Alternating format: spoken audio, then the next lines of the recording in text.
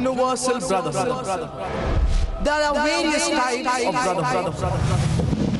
Allah subhanahu wa ta'ala says, O mankind, we have created you from a single pair of a male and female and divided you into nations and tribes so that you may recognize each other, not that you may despise each other. And the criterion for judgment in the sight of Allah subhanahu wa ta'ala, it's not caste, it's not color, it's not race, it's not religion, but it is righteousness, it is God consciousness, it is taqwa, it is piety.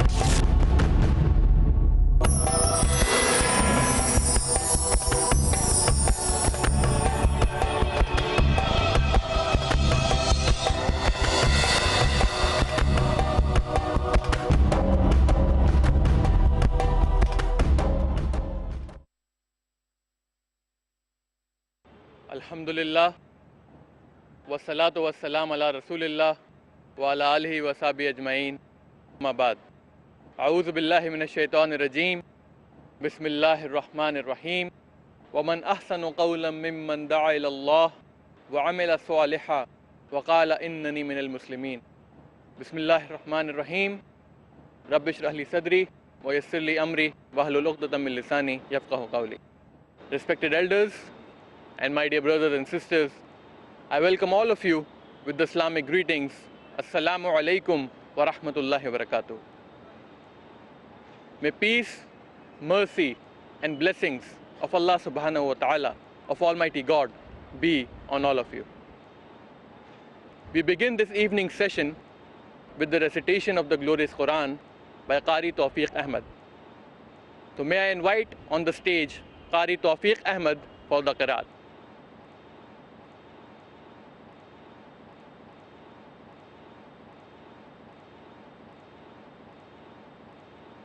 السلام عليكم ورحمة الله وبركاته. أعوذ بالله من الشيطان الرجيم.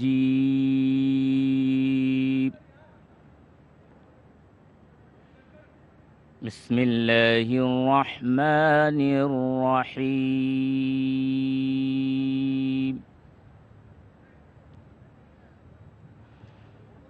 قل اللهم مالك الملك تؤتي الملك من تشاء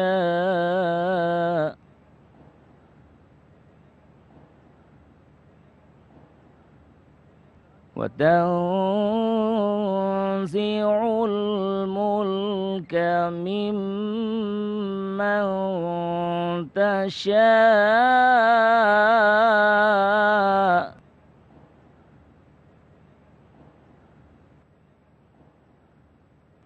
وتعز من تشاء وتذل من تشاء بيدك الخير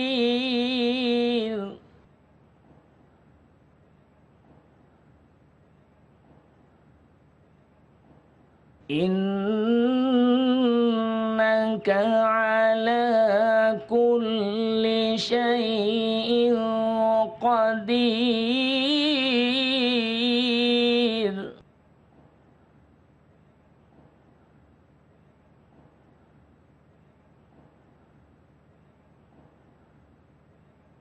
قل اللهم مالك الملك تؤتي الملك من تشاء وتنزع الملك ممن تشاء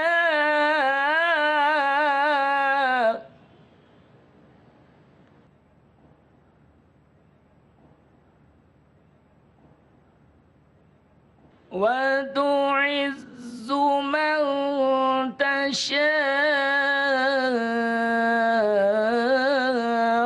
وتذل من تشاء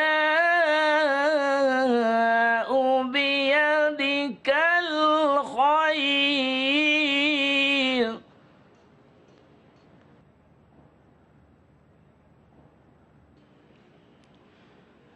إنك على كل شيء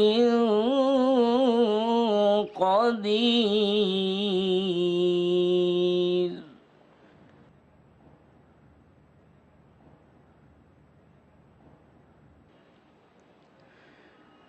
تولج الليل في النهار وتولج النهار في الليل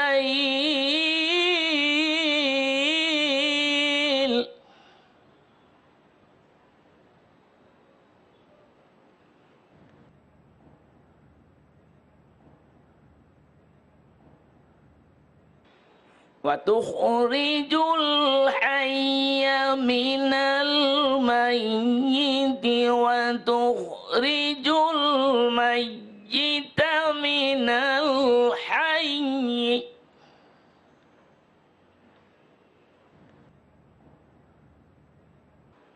وترزق من تشاء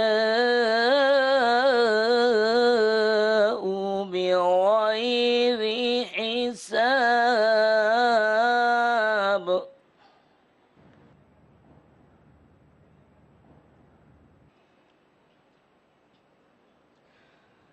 لا يتخذ المؤمنون الكافرين أولياء من دون المؤمنين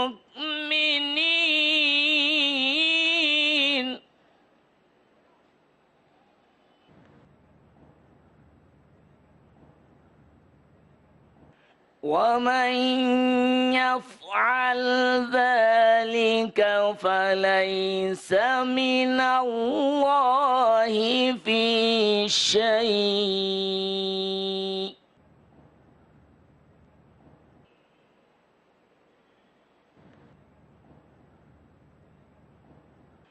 فليس من الله في شيء إلا أن تتقوا منهم تقاه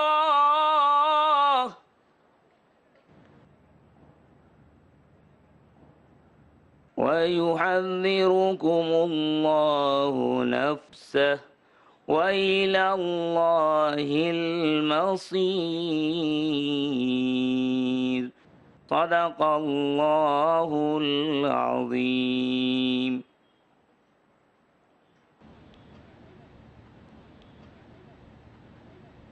Jazakallah khair, Qari Tawfiq Ahmed.